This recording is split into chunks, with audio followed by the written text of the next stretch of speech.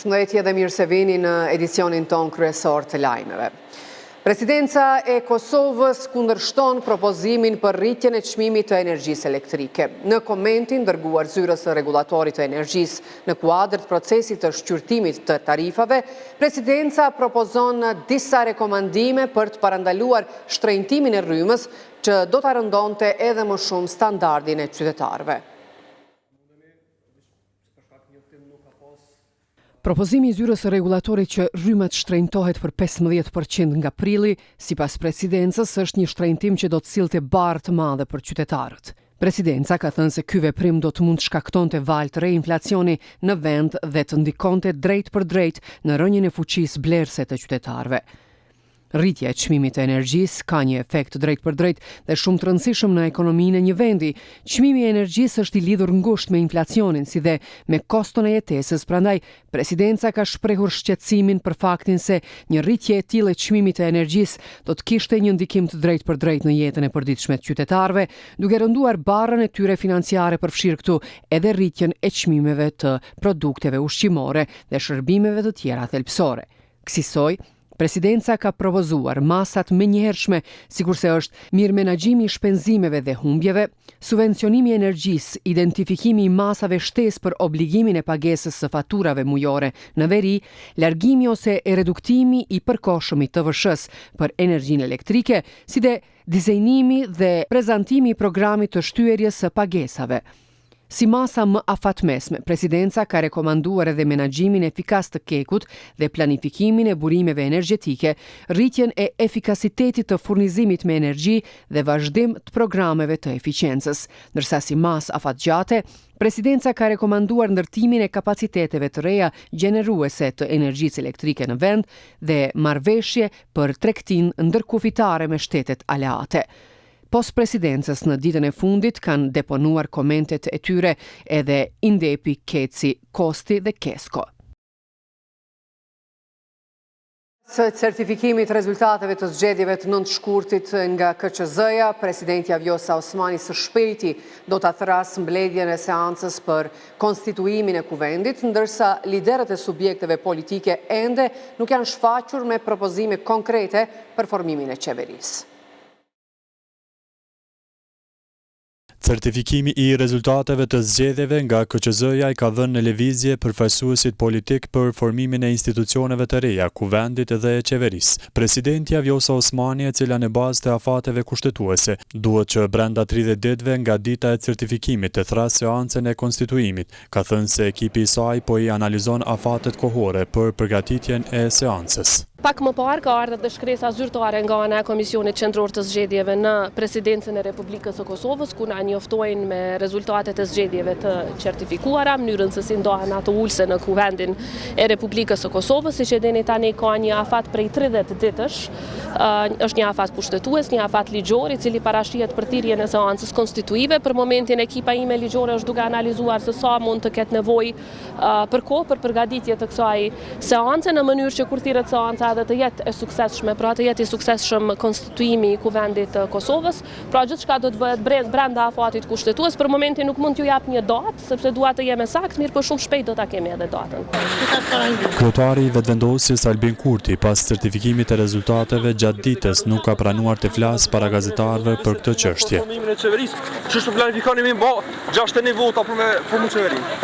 Kjo shmangje, siç duket, ka një arsye të fortë. Radio Televizioni 21 merr vesh nga zyrtarët brenda vetëvendosjes se ende nuk është marrë një vendim në kryesinë e këtij subjekti politik për të vendosur për hapet e metejmë për mundësinë e bashkëpunimit me subjektet politike për të siguruar votat e nevojshme për formimin e qeverisë së re. Po ashtu vetëvendosja nuk e përjashton mundësinë se vendimi në kryesi mund të merret pas konstituimit të kuvendit. Derisa vetëvendosja të marrë një vendim, PDK-ja si partia e dytë ka shprehur gatishmëri për formimin e qeverisë së re. Nëse lëvizja vetëvendosje nuk mund ta bëjë një gjë të tillë, kandidati për kryeministër Bedri Hamza ka thënë se nuk ka vija të kuqe për asnjë subjekt politik, madje as për vetëvendosjen, nëse kjo e fundit fton për diskutime. Unë gjatë fushatës zgjedhore do të thotë kam qenë kundër vijat të kuqe. Këto vijat e kuqe nuk është që i preferoj. Sa i përket bisedave, po jemi në biseda dhe fatbarësisht asnjë barierë në komunikim me asnjë parti politike apo politikan Kosovë të ona ime nuk ekziston. Jam i gatshëm me gjithë me bisedu. Dhe jemi në biseda edhe me Lidhjen Demokratike të Kosovës, edhe me Aleancën, edhe Nismen, edhe subjekte të tjera.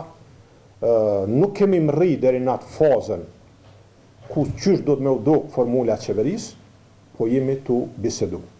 Kandidati për kryeministër nga PDK Bedri Hamza preferon që bashkë me partitë opozitare ta formojnë qeverinë e re, por duke ja bërë të qartë opozitës se si partia e dytë, atij i takon posti i kryeministrit. Renditja është e qartë.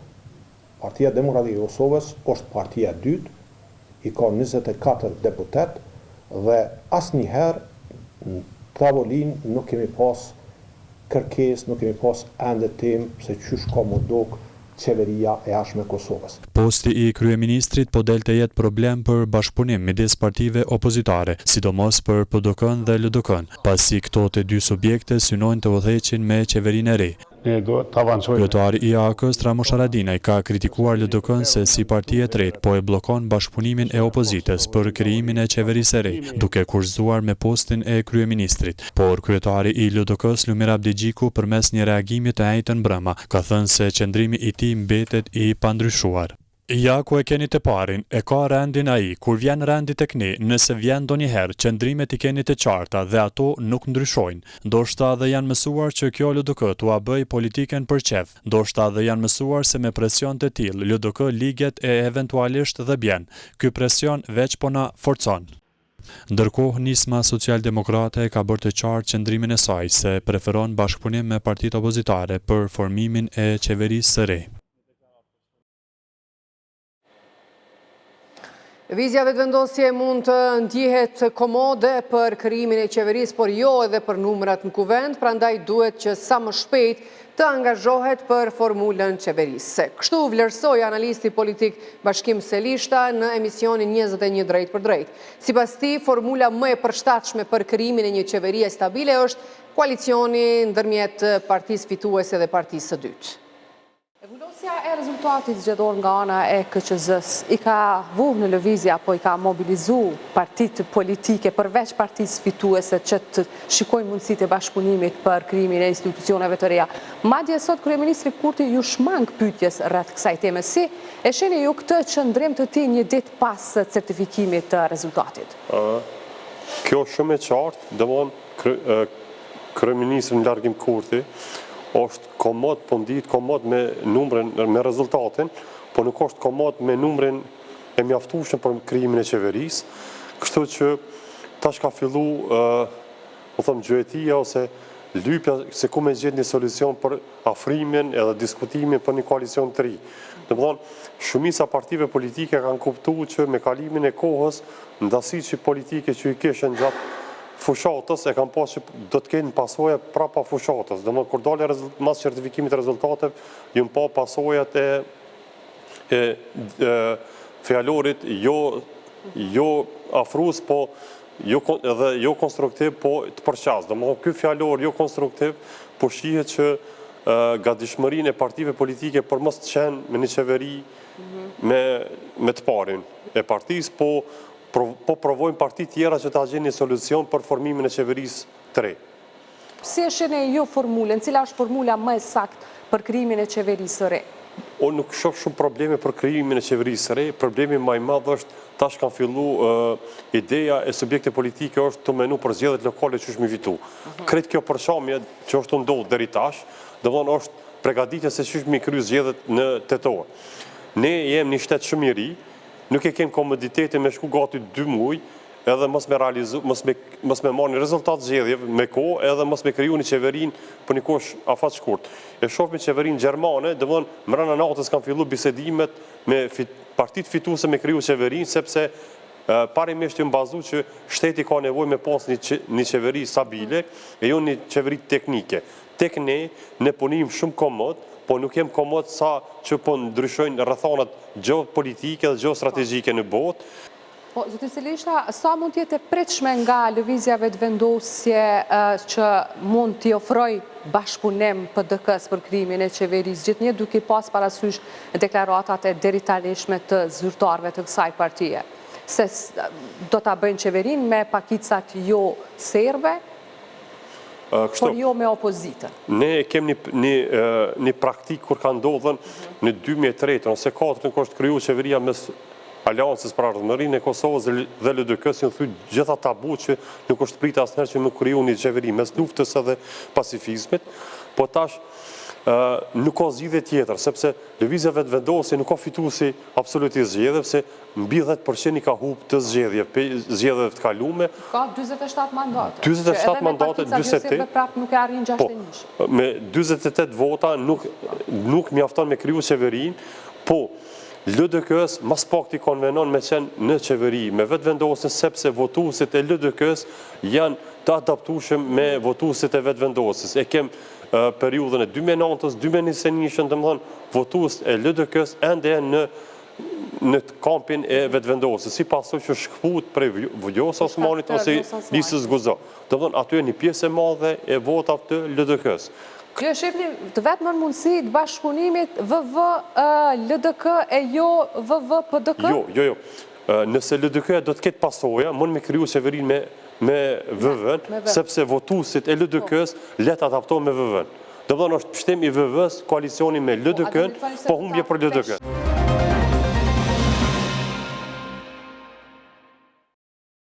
Presidenti i Slovakisë gjatë vizitës në Shqipëri tha se mosnjohja e shtetit Kosovës nuk ka të bëjë me kombin shqiptar, por me rregullat e diplomacisë së shtetit slovak.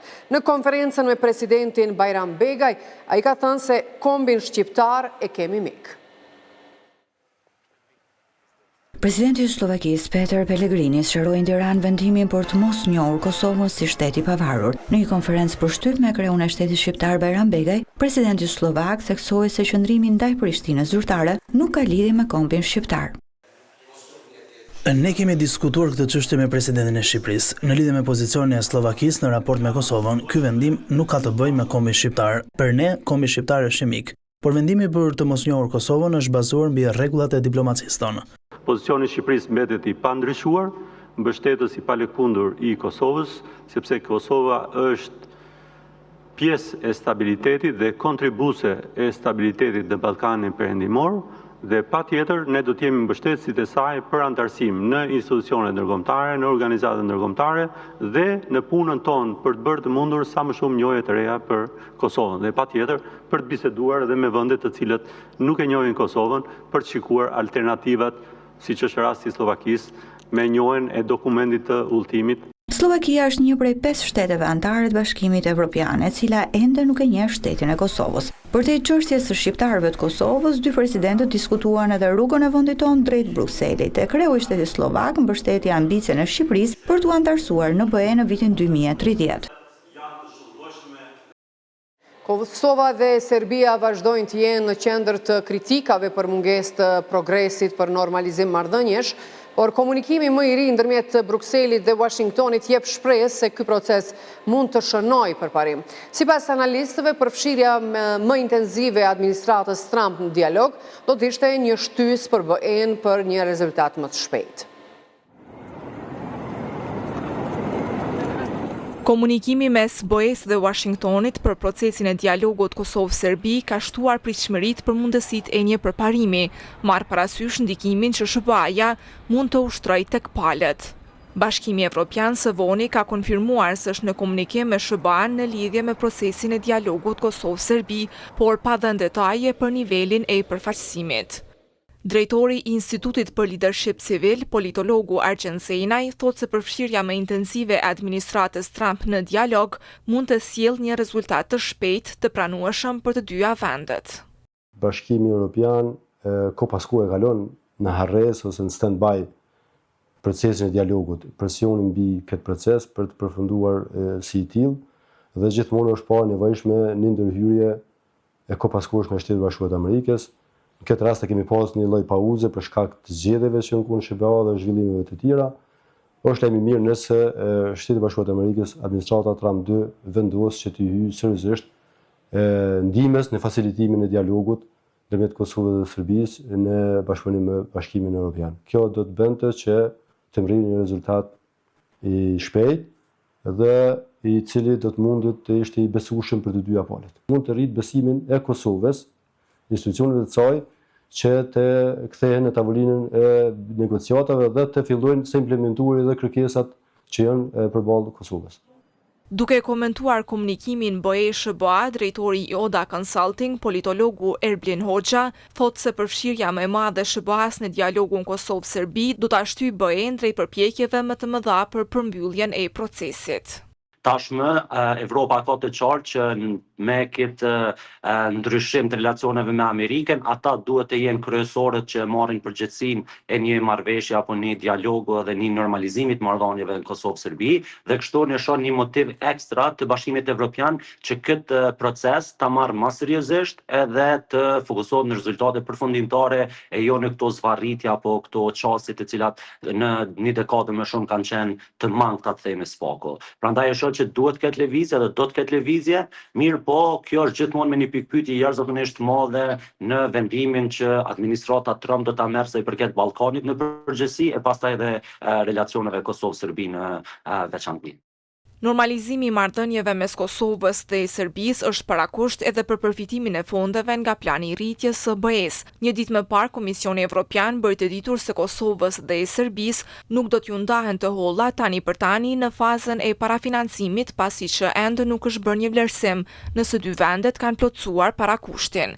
Por cilat do t'jenë pasojat për Kosovën nëse nuk arrihet përparim në dialog? Në këtë aspekt do të kemi fonde. Rrjedhimisht do të kemi izolim edhe më tepër edhe në kuptimin diplomatik edhe në kuptimin ekonomik për Kosovën. Kuptohet që për Kosovën kjo është një problem ekstra, mirë po është diçka jashtë kontrollit Kosovës për me bërë një normalizim me një vend i cili, nëse mund ta themi ashtu, nuk është normal. Gjatë vizitës së tij javën e kaluar në Kosovë dhe gjatë kësaj jave në Serbi, i dërguari i BE-s për dialogun Kosovë-Serbi, Peter Sorensen, ka theksuar rëndësinë e angazhimit të vazhdueshëm dhe përparimit në dialog, derisa ka shtuar se për të prioritet në këtë proces do të jetë edhe çështja e të zhdukurve.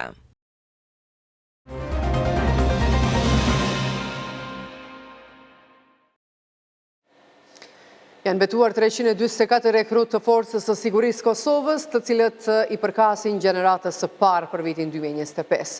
Në ceremoninë e mbajtur në palestrën e sporteve Bill Clintonin Ferizaj, presidenti Vjosa Osmani dhe kryeministri në detyrë Albin Kurti kanë vlerësuar lart FSK-n.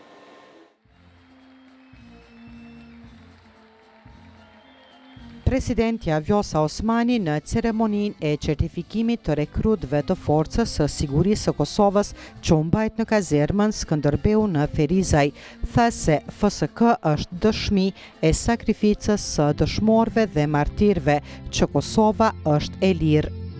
FSK-ja është më shumë se një forcë. Ajo është simbol i përkushtimit dhe i sakrificës. Është dëshmi e forcës së shtetit tonë. Ju jeni pjesë e një force që çdo ditë po rritet e po zhvillohet, duke ndërtuar një ushtri moderne, profesionale dhe të gatshme për tu përballur me çdo sfidë. Me punën dhe përkushtimin tuaj ju do të vazhdoni ta mbani FSK-n krenarinë më të madhe të shtetit tonë, si dhe aleat të besueshëm të partnerëve tonë ndërkombëtar. Kryeministri Albin Kurti në ceremoninë e certifikimit të rekrutëve të forcës së sigurisë tha se ushtria Kosovës çdo ditë më shumë po zhvillohet dhe po fuqizohet. Diplomimi juaj sot, në fund muajit mars, vjen si një kapitull i ri pas lavdisë ushtrisë shqiptare të Kosovës dhe ndërhyrjes së Aleancës Veriatlantike. Vjen si vazhdim i amanetit për mbrojtje të dheut dhe kontributit për paqe. Uniforma të cilën do ta bartni nga sot është nder i posaçëm dhe përgjegjësi e madhe. Ajo është dëshmi e gjakut dëshmorëve që u fliuan dhe frymëzim për të ndërtuar të ardhmen. Prandaj kujdesuni fort për të. Garanca më e fuqishme që populli i Republikës sonë do të jetojë në paqe, integriteti territorial do të jetë i pacënueshëm dhe sovraniteti i paprekshëm. Kurti deklaroi se ushtria e Kosovës çdo ditë e më shumë po zhvillohet e fuqizohet dhe se mbështetja për forcën e sigurisë së Kosovës do të jetë e padiskutueshme. Mbështetja jonë do të jetë vazhdimsi e mbështetjes 4 vjeçare që kemi bërë deri më tani. Për gjatë këtij mandati kemi dyfishuar numrin e ushtarëve, kemi rekrutuar 2315 ushtarë të rinj, të cilëve do t'ju shtohen edhe 390 ushtarë të tjerë në muajt e ardhshëm, në total 2705 ushtarë. Kemi investuar në armatim në vlerë prej 319 milion euro. Në këtë ceremoni u ndan lëvdata edhe për rekrutët e dalluar, ku për rezultatet e arritura akademike gjatë stërvitjeve u shpërblye rekruti Luan Verbovci e për performancën më të mirë fizike, lëvdat mori e rekruti Elvis Qitaku. Për përkushtim dhe tyr me lëvdat u shpërblyen instruktorët Rafet Gashi dhe Valon Halimi.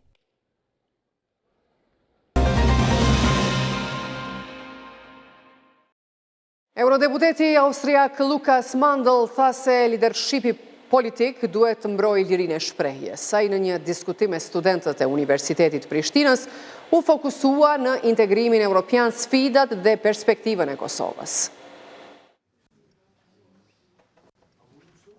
Eurodeputeti austriak Mandl u tha studentëve se zëri qytetarëve duhet të dëgjohet në çdo formë. Ai njëherësh vuri në pa rolin e arsimit, duke e cilësuar si pjesë thelbësore të së ardhmes. This is the future. You are the future. Kjo është e ardhmja, ju jeni e ardhmja, rinia është e ardhmja, gjenerata e ardhshme është e ardhmja e Republikës së Kosovës. Rinia që qëndron në Kosovë është parakusht për gjithçka që mund të ndodhë pozitivisht në të ardhmen. Dhe arsimi, reflektimi akademik, inovacioni dhe gjithçka që lidhet me shkencën dhe fushën akademike është një pjesë e rëndësishme, thelbësore do të thosha e së ardhmës. Prandaj ju falenderoj për këtë, për praninë tuaj këtu dhe për studimet tuaja këtu. Eurodeputeti Mandl u ndal edhe tek rreziqet për kërcënimet e demokracisë, për çka tha se polarizimi është i dëmshëm. We also call it in the political discourse where it can lead to. Ne e quajmë gjithashtu në diskursin politik, ku mund të çojë në këtë polarizim, mund të çojë në diçka qartësisht të dëmshme. Përçarja është diçka ku një fëmijë nuk flet më me tjetrin, madje edhe brenda grupeve të ndryshme shoqërore, familjeve, kompanive, fshatrave, lagjeve. Mund të shkaktosh përçarje kur demokracia dëmtohet, kur gjuha e urrëties shfaqet në ombrellën e të ashtu quajturës liri e shprehjes. Gjatë diskutimit me studentët, Mandl theksoi rëndësinë e mbrojtjes së lirisë së shprehjes nga institucionet. To defend freedom of speech is Pra, mbrojtja e lirisë së shprehjes është shumë më komplekse nga sa mund të mendohet. Nuk është anarki, është e drejta për të shprehur veten, edhe nëse zëri yt nuk është ekstrem, por më tepër i arsyeshëm. Nëse zëri yt nuk është i lartë, por më tepër i qetë, edhe nëse nuk është plotësisht i bindur në vetvete, ndoshta është më reflektues, ndoshta është edhe pjesë e dialektikës, siç quhet. Teksa foli për demokracinë, ai tha se qytetërimi arrihet atëherë kur mbrohet në tërësi liria e të gjithëve. And this is why political leadership is not only about service. Dhe kjo është arsyeja pse leadershipi politik nuk ka të bëjë vetëm me shërbimin, por edhe me mbrojtjen e lirisë. Mbrojtjen e lirisë, jo kufizimin e saj, por mbrojtjen e lirisë. Dhe përsëri, ashtu siç folëm për lirinë e shprehjes, është liria e të gjithëve, jo vetëm e më të pasurve, më të fortëve, më të dhunshmeve apo kujdo tjetër, por liria e të gjithëve. Dhe kur kjo mund të shndrohet në struktura institucionale, teknike dhe organizative të një shteti apo entiteti demokratik, cili do qoftë ai, atëherë mund të themi se po përmbushim premtimin e qytetërimit ton. Deputeti austriak në Parlamentin Evropian Lukas Mandl vizitoi edhe Universitetin Publik Kadrizeka në Gjilan. Detyrimin ligjor për deklarimin e pasurisë i vjetë kanë përmbush mbi 7.000 zyrtar publik, ndërsa në listë janë gjithsej 11.000 zyrtar. Derisa në Agjencinë për parandalimin e korrupsionit e konsiderojnë problem deklarimin e rrejshëm të pasurisë, në Institutin e Kosovës për Drejtësi thonë se ky proces nuk e ka arritur qëllimin e synuar.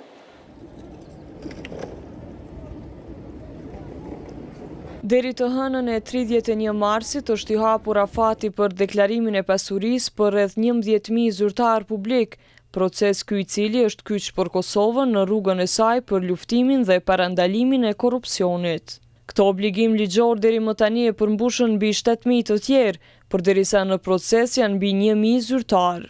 Nëse deklarimi i pasurisë nuk bëhet brenda afatit të rregullt ligjor, atëherë pason dënimi me gjobë dhe jepet 15 ditë afat shtesë për deklarim, thot drejtori i Departamentit për Kontrollin e Pasurisë dhe Dhuratave në Agjencinë për Parandalimin e Korrupsionit, Afrim Atashi. Siç thot Atashi, ndër vite problem më i theksuar ka qenë deklarimi i rrejshëm apo mos deklarimi i saktë. Ata që dënohen me gjobë, ndërsa i japet dhënia afat me 15 ditor që të deklarojnë pas dënimit që i shqiptohet me gjobë, 30% e gjobës dëmon tyrat që merren nga paga mujore, dhe nëse nuk e deklarojnë edhe pas afatit tjetër shtesë që është 15 ditë, atëherë konsiderohet vepër penale, domethënë mos deklarimi me kohë. Ndërsa deklarimi i rrajshëm është vepër penale ashtu e parapamë me kod penal. Kemi në proces raste ku i bëjmë kallëzime penale për deklarim trem pasurisë dhe kemi edhe po ashtu raste ku gjyqtarët ose prokurorët i kthejnë duke i cilësuar si gabime teknike, por nuk mund të qenë gabim teknik ku një zyrtar i lartë publik ose subjekt deklarues nuk e deklaron shtëpinë, banesën, një biznes caktuar ose paratë e gatshme. Gabime teknike nuk e deklaron adresën që duhet, për shembull atë shtëpi që ka 150 metra katror, deklaron 145 metra katror, por është njëjti vend e njëjta adresë. Ashtu ato mund të cilësu gabime teknike, por gabim teknik ku nuk deklarohet një pasuri e palojshme nuk mund të thonë gabim teknik. Por që ky proces ka që rëndësishëm, po shihet vetëm çështje administrative duke mos sjellë rezultatet e nevojshme, e thot ulëmtuesi në Institutin e Kosovës për Drejtësi Gzim Shala, sipas së cilit procesi i deklarimit të pasurisë asnjëherë nuk ka arritur qëllimin e caktuar. Është një mjet që shërben për qëllime të tjera, për qëllim të zbulimit korrupsionit, parandalimit korrupsionit dhe identifikimit konfliktit interesit e tjerë, e që fatkeqësisht deri më tani nuk e ka arrit këtë qëllim. Në anën tjetër, nëse i shohim me radhë do thotë deklarimit të pasurisë, sepse mos deklarimi i pasurisë apo deklarimi i rrami i pasurisë paraqesin vepër penale, atëherë e shohim që gjykatat nuk kanë shqiptuar do thotë dënime meritore, përkundër faktit që është vepër penale në praktike kanë trajtuar si kundërvojtje. Në deklarimin e pasurisë të obliguar janë disa zyrtarë si presidentja, kryeministri, ministrat, deputetët, gjyqtarët, prokurorët, drejtorët e departamenteve, sekretarët, kryeshefët ekzekutiv, antarët e bordeve, mjekët, profesorët, zyrtarët tatimor, doganor e të tjerë. Mjekët dhe profesorët për herë të parë bën deklarimin e pasurisë në vitin 2024.